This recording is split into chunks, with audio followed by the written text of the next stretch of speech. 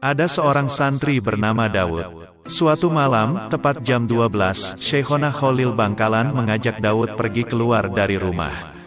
Ketika sampai di suatu tempat, Daud kaget karena Syekhona Khalil bertemu dengan seseorang yang berpenampilan sederhana.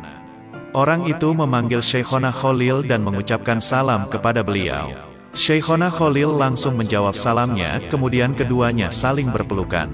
Daud heran melihat pemandangan itu, karena beliau berdua terlihat sudah sangat kenal dan sangat akrab. Padahal Daud tidak pernah melihat orang itu bertamu ke rumah Syekhona Khalil.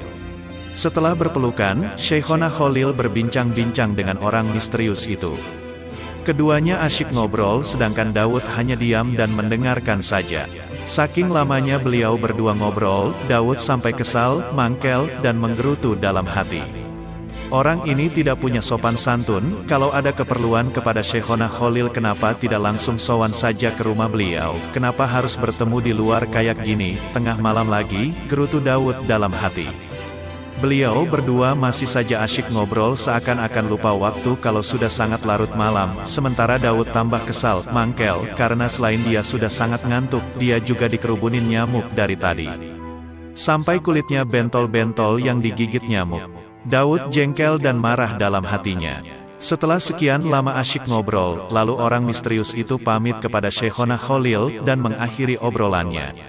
Mereka berdua berpelukan lagi. Setelah itu dia pergi dan dalam sekejap orang itu sudah menghilang begitu saja. Setelah orang misterius itu tak tampak oleh penglihatan mata, Syekhona Khalil bertanya kepada santrinya tersebut. "Wud, apa kamu tahu orang tadi itu siapa?" tanya Syekhona Khalil. "Tidak tahu Kiai," jawab Daud dengan penuh taksim.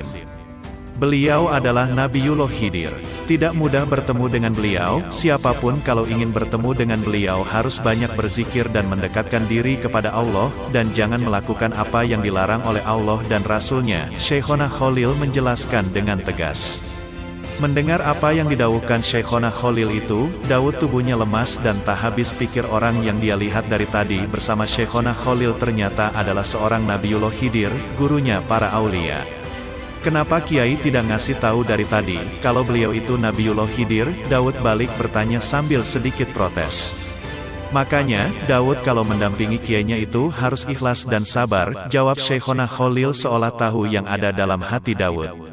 Daud akhirnya menyesal, bahkan sangat menyesal, karena telah berburuk sangka dan menggerutu menganggap orang itu tidak punya sopan santun. Itulah karomah Syekhona Khalil Bangkalan, begitu akrab dengan Nabiullah Khidir. Memang seorang nabi dan para wali itu tidak wafat, mereka hanya berpindah tempat dari dunia ini. Beliau kapan saja bisa bertemu bahkan dengan Nabi Muhammad dan para nabi yang lain.